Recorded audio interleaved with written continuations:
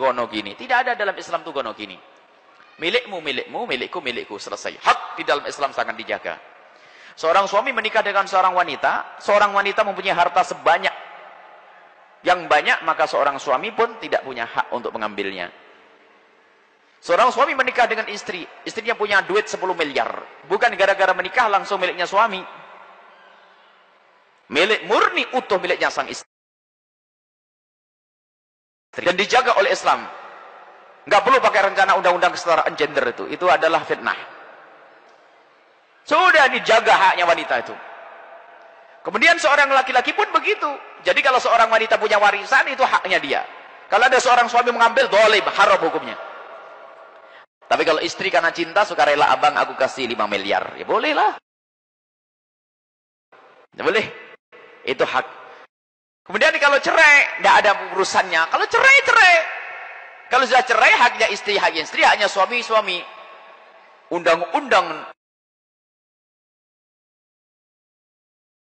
Kerajaan Republik. Mana Republik mana?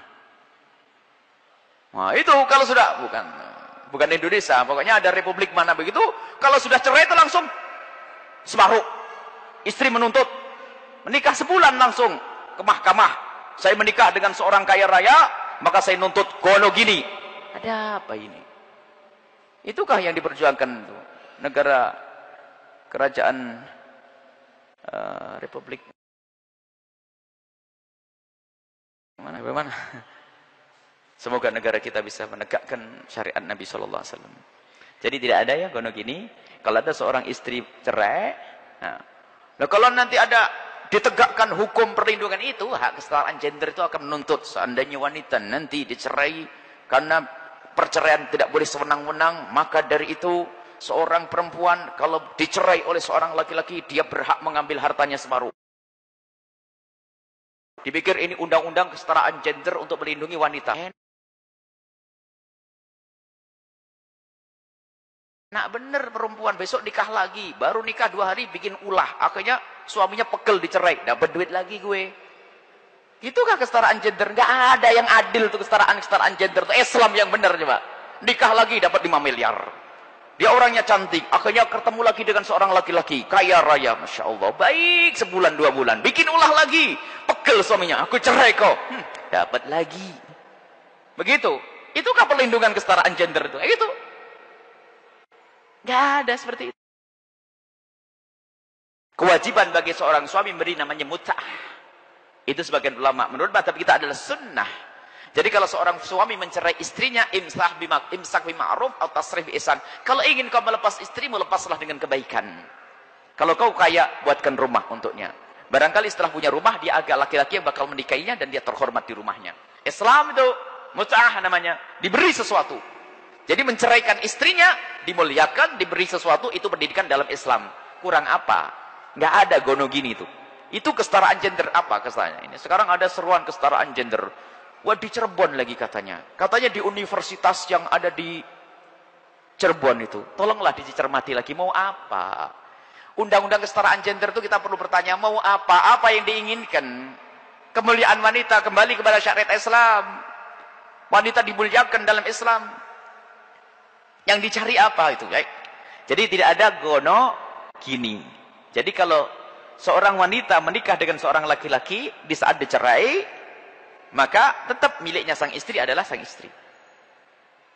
Bahkan sama di saat seorang istri minta cerai, itu pun cukup dengan misalnya khuluk, seorang istri minta cerai, tolong wahai suamiku, cerai aku dengan 100.000 rupiah. Jatuh. Bukan langsung nanti gono ke giliran. Wah, kalau istriku minta cerai, berarti saya dapat. Memang begitu undang-undang itu. Ya, maka yang dicerai, kalau seorang suami tiba-tiba mencerai istri, maka langsung dipotong hartanya separuh. Kebalikannya bagaimana? Sama dong. Baik, kalau sama enak lagi suami. Saya besok nikah tak tempel lagi istriku biar minta cerai. Gitu.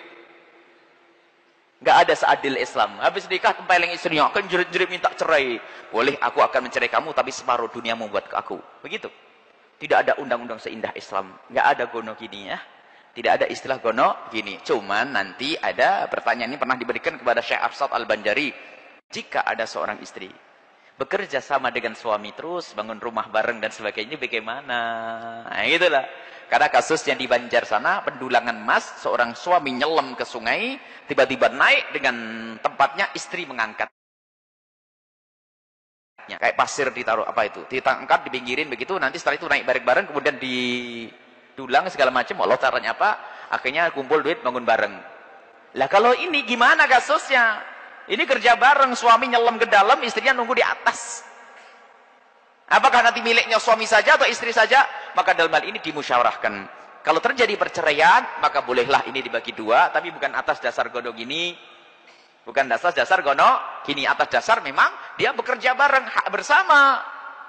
Seperti itu. Ini juga ijtihad yang dihadirkan oleh Syekh Arsyad Al-Banjari di dalam masalah ini. Kerja bareng itu dimusyawarahkan. Tapi sebetulnya hakikatnya di dalam fikih kita, setiap orang balik jika bekerja di tempat orang, jika tanpa akad itu namanya gratis. Kalau ada seorang laki-laki kerja ke tempat saya, lalu bekerja tanpa sebuah akad, nggak akad gaji, maka saya tidak wajib menggaji. Tapi kalau ada anak kecil kerja ke tempat saya wajib menggajinya. Makanya saya itu tidak pernah mau naik becak kecuali ada transaksi. Kalau saya naik becak, Pak naik. Oh iya, naik gratis. Karena tidak ada transaksi. Karena apa? Transaksi itu penting, kalau tidak jadi ribut nanti. Berapa saya harus bayar? Islam itu indah, jelas dulu baru naik. Biarpun mahal nggak ada masalah, yang penting oke. Kalau tidak, nanti nggak ketemu, eker-ekeran ribut. Karena salah kalau tidak pakai transaksi di awal itu. Maka, jadi kalau ada kerja dengan orang dewasa nggak pakai transaksi, itu namanya paham ini? Seorang istri kerja pada suaminya ya gratis, kecuali bilang, bang tolong gaji saya dong. Jadi ini. Akan tapi Syekh Arsyad Al-Banjari menghadirkan ya bentuk musyawarah lah. Karena sama-sama kerja bareng, terjadi percekcokan, lalu cerai, masa akan didolimi, istrinya ditelantarkan. Tidak manusiawi itu. Jadi kalau begitu sudahlah, kita bercerai. Mungkin begitu dia ngomong. Tapi urusan harta, yuk bagaimana baiknya. Tapi ingat, gono gini tidak ada di dalam Islam. Wallahu a'lam bishawab.